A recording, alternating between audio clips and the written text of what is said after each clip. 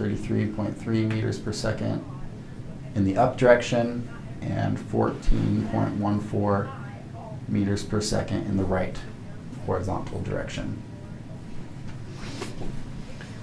So over here, we already filled in our y final. We said that was 0 meters because it's right before it hits the water. How about x final? Is there anything that would let us know what that is right now? Nope. No. That's actually what the question's getting at, right? Yeah. Right. So Vy, is there anything that we can put there as of right now? No. Yeah, so the only thing that we can say for sure is that it's going to be a negative number and it's going to be bigger than 33.3 meters per second, but other than that we have no idea without doing calculations. Vx, what is it going to be? The same. Yeah, the same as it was over here, because there's no acceleration in the x dimension, so nothing's caused it to speed up or slow down. And then t, does it tell us how long it was in the air for? No. Cool. So not a whole lot to work with, but now at least we can see really clearly what we know and what we don't know. So now we are really looking for x. We want to know how far horizontally this thing traveled before it splashed into the water. So if we look at our kinematic equations that involve x, we know there's x equals x naught plus v naught t plus 1/2 at squared. We know there's v equals v naught plus at, and v squared equals v naught squared plus 2a times the change in x. So we'd say, okay, this one has x in it, which is what we're looking for.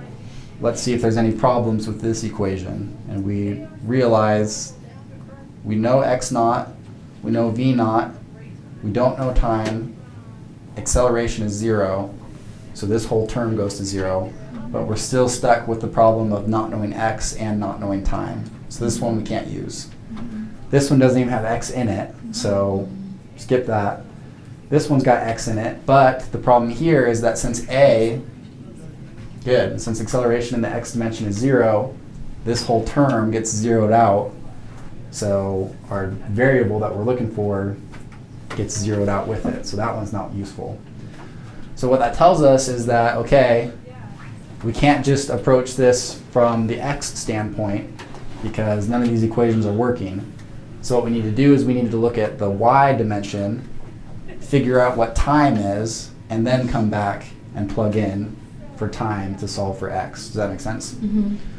So now we've just learned we can't just simplify this down to an x problem. We need to also look at the y dimension and figure out what's going on there. So we need to solve for time. So we can change these equations to the y version just by switching the x's to y's. So which one do we want to use to figure out time? Two of them involve time. The problem with this one is that we don't know v final, but we know acceleration, we know v naught, we're looking for time. The problem with this one, if you want to call it a problem, is that t shows up twice and it's squared over here, so we're going to end up with a quadratic formula. So we have two options. We can either plug into this bottom equation, solve for v final, and then use that to plug into this equation and solve for time. So take a two-step approach, or we can plug into this one straight away and have to do the quadratic formula. Is this the velocity we found here? That's the 33.3. Is that the final velocity for y? That's the initial velocity for y. The final velocity is over here, and we don't know what it is. We could solve for it using this equation, and then plug it in here to find time. That 14 and the x, that is the... That's the velocity not in the x dimension. Then it's also the final. Mm-hmm. So for the x dimension, initial and final is going to be the same because it hasn't sped up or slowed down. Okay. But Acceleration, how y doesn't work that way because there's acceleration in the y dimension. So we can't just say, oh, it's going to be the same at the beginning and at the end, because it's not. It will definitely have changed.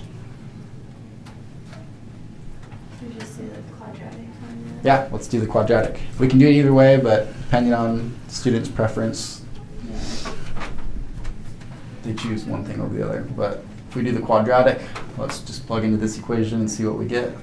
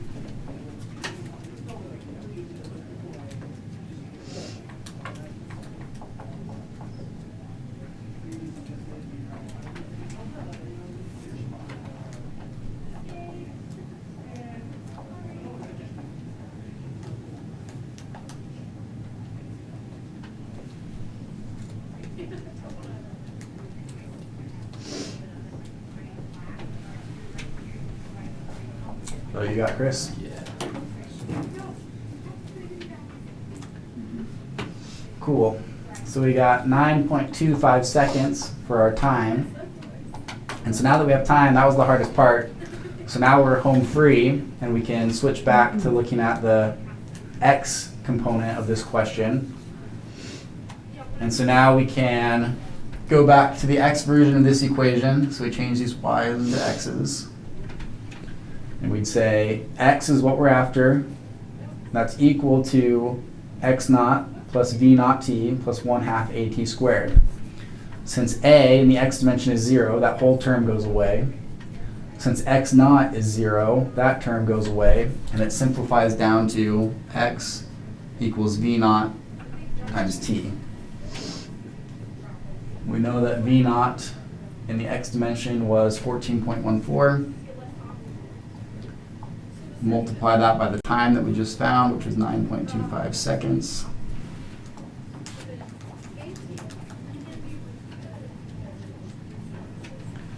And I got x is equal to 130.9 meters.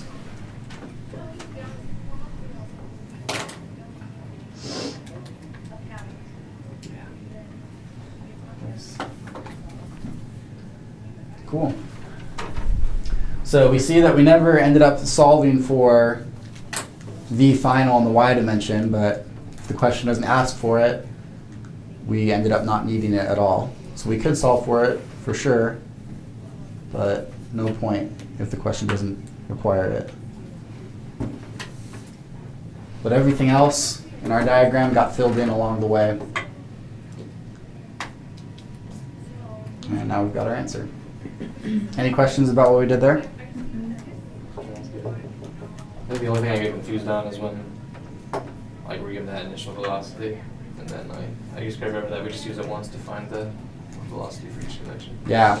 So because it's on an angle, we just split it from the beginning, and then we don't even ever, use that 36.2 for anything once it's split. Because we don't like diagonal vectors. We like horizontal and vertical vectors only.